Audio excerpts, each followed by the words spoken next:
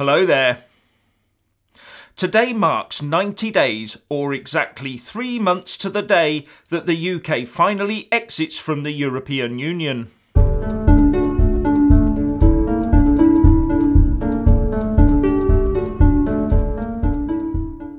It is now 3 months until Brexit Day, and I've got to say the chances of our leaving with a full clean WTO exit are mounting little by the day.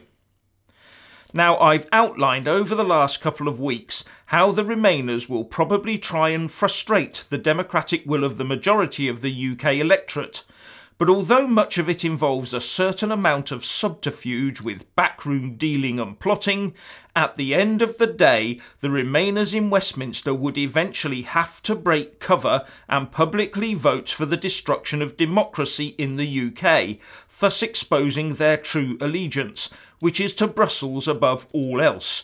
Would they dare do this? But some of those we elect to represent us do believe that they are better than us, so could well be tempted to go down this route, but many would not be so keen unless they could hide their votes amongst a massive majority. But even then, a huge number of them would be casting worried glances over their shoulders at the Leave majorities in their own constituencies. And writing in the Times, former Tory MP Matthew Parris is urging MPs to, in his words, be brave and tell us we were wrong to vote to leave the EU. And in a show of where he rates the ordinary voter as compared to the lofty elite, he says, "There are only a few weeks left now for the vast sensible majority in the Commons to acknowledge that voters were wrong." Is it any wonder that the UK electorate views politicians and their promises and manifestos with such contempt? Moving on, here's a bit more evidence of why the BBC licence fee should be consigned to the dustbin of history. The BBC has decided that because Gary Lineker commentates on sports and is not technically a BBC employee, he can spout off about his politics all he likes. The BBC told The Express, "Gary is not involved in any news or political output for the BBC, and as such any expression of his personal political views does not affect the BBC's impartiality." Strange how so many of us think it does though, isn't it? And I would reckon that if Lineker was a Brexiteer and made his views known in this way, he would have been taken off air at the first utterances.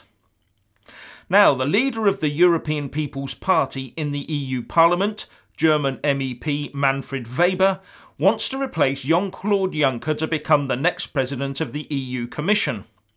Well, if he does make it into the job, we can all stand on the sidelines outside the EU and shout, "Who are you?" Anyway, Mr Weber also said that Brussels should have got involved in the UK referendum process by running a sort of Stay With Us campaign. He says that the EU made a mistake in staying silent over it. "We should have interfered during the Brexit campaign," he said. "We should have said to the British, stay with us." He does though now say it is too late for that, and also that democracy must be respected. But for an EU politician to say that sort of thing is a bit rich after the then UK Prime Minister David Cameron was basically shrugged off across the EU as he went round begging for morsels that he could tart up as EU reform to help sell the Remain message back home. As far as I could see, the EU establishment was quite content that the UK establishment had the referendum vote sewn up in an EU flag, so why bother themselves with the trivia of what the people of the UK wanted? You never know, they may well have been lining up the demands for the UK to join the Euro, Schengen and their EU army, as well as forego its budget rebate as soon as the promised Remain vote was secured. In fact, it wouldn't surprise me in the least if we find out later down the line that in the run-up to the vote the likes of Adonis, Clark, Clegg, Blair and Soubry etc. were telling any contacts they had in the EU that there was absolutely no chance of a Leave vote in the UK, so just carry on with the EU project regardless. The sooner we have UK-focused politicians working for us, the better. Finally, if you're not sure what you can do to help the Brexit cause, then I would give you a couple of suggestions. The first is to join, support and vote for the UK Independence Party.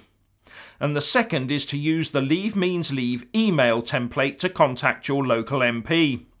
I've left a link in the descriptions box below to the UKIP page where you can join for as little as £4 a month, and also to the Leave Means Leave email template page. With so much at stake in the next few months, doing those two simple things would place yet more pressure on the government and all MPs to deliver a truly democratic, full Brexit result. So please do action these things today. It's cheap and easy to do, but most importantly, it's extremely effective. So please let us all know what you think by leaving a comment below, and thank you for watching. Please do like and share this video, and also subscribe to my channel. And when subscribing, please do remember to press on the little bell next to the subscribe button. That way you'll get an alert every single time I put up a new video. Thank you very much for watching.